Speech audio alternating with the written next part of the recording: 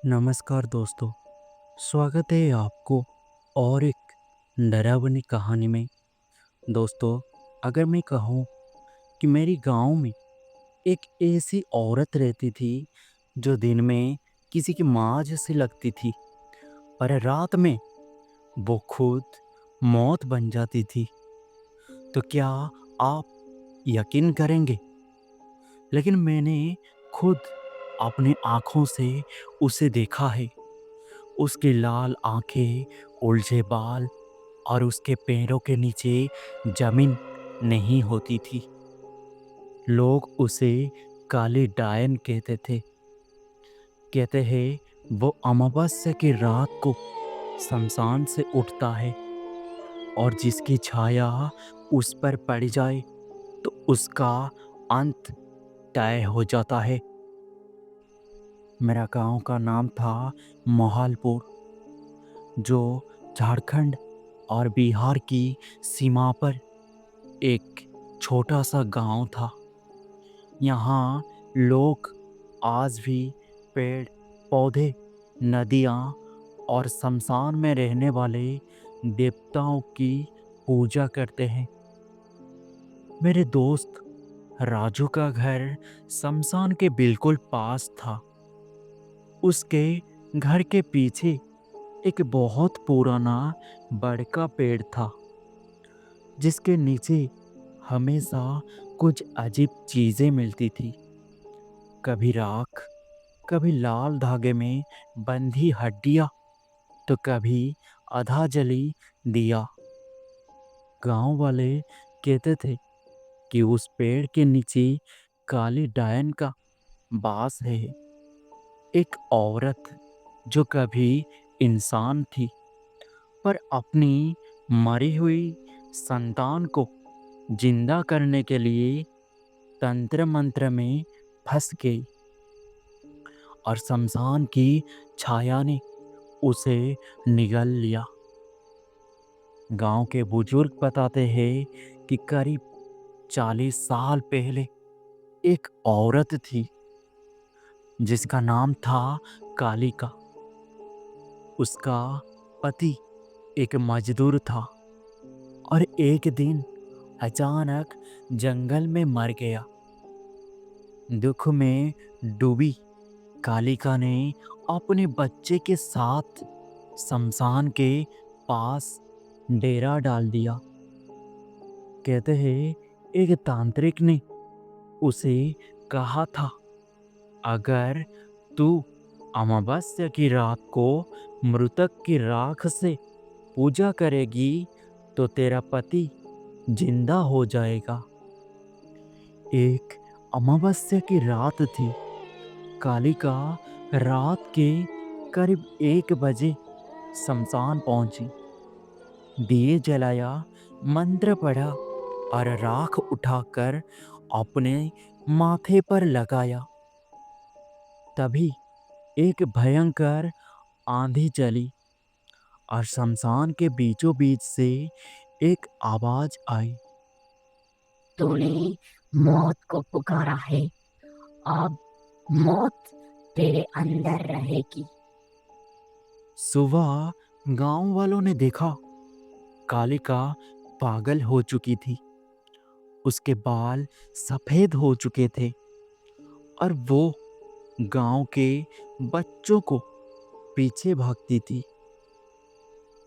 कुछ ही दिनों में गांव के लोग गायब होने लगे, खासकर बच्चे।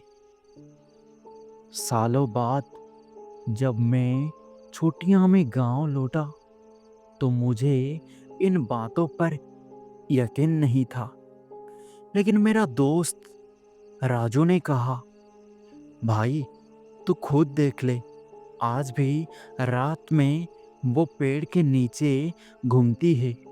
हमने तय किया कि हम कैमरा लेकर वहां जाएंगे। अमावस्या की रात थी।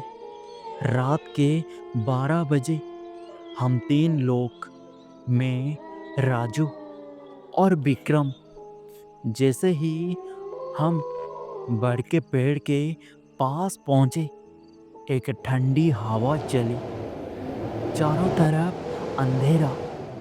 लेकिन अचानक हमें किसी औरत के रोने की आवाज आई। वो आवाज धीरे धीरे पास आने लगी।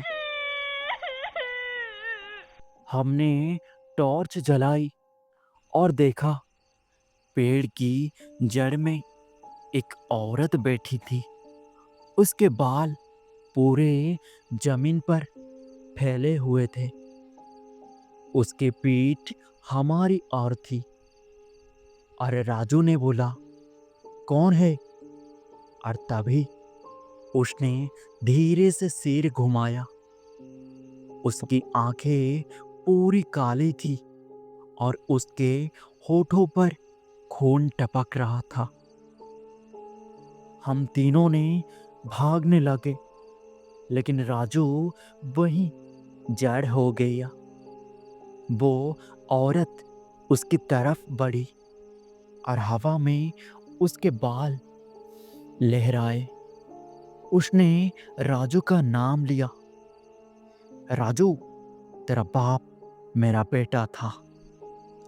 तभी मैंने घबरा कर राजू का हाथ पकड़ा, लेकिन अचानक राजू गायब हो गया। सिर्फ उसके जूते रह गए। अगले दिन गांव वालों ने बोले, काली डायन अपने वंश का खून पीती है। अरे राजू उसी का पोता था। मैंने पंडित से पूछा, उसे मुक्त कैसे करे? पंडित ने बोला, उसकी आत्मा को तभी शांति मिलेगी जब तू उसके बेटे की अस्थियां ढूंढकर गंगा में प्रवाहित करेगा। हमने कई दिनों तक खोज की। अंततः शमशान के भीतर उसी बड़ के पेड़ की जड़ में एक हड्डियों का ढेर मिला, जो राख में दबी हुई थी। मैंने अगली सुबह अस्थियां गंगा में लेकर प्रवाहित की। लेकिन उस रात मुझे एक सपना आया। वो औरत मुस्कुरा रही थी और बोल रही थी, धन्यवाद बेटा, आप मैं मुक्त हूँ। लेकिन जब सुबह मैंने उठा तो मेरी हथेली पर राख का एक निशान था और दरवाजे के बाहर काले बालों का एक गुच्छा पड़ा था। दोस्तों, अगर कभी आप किसी पुराने पेड़ के नीचे लाल धागा, राख या बाल दिखे तो वहां से तुरंत हट जाइए, क्योंकि शायद कोई औरत आज भी अपने खोए हुए बच्चे को ढूंढ रहा है। वो औरत जो अब इंसान नहीं, काली डायन है।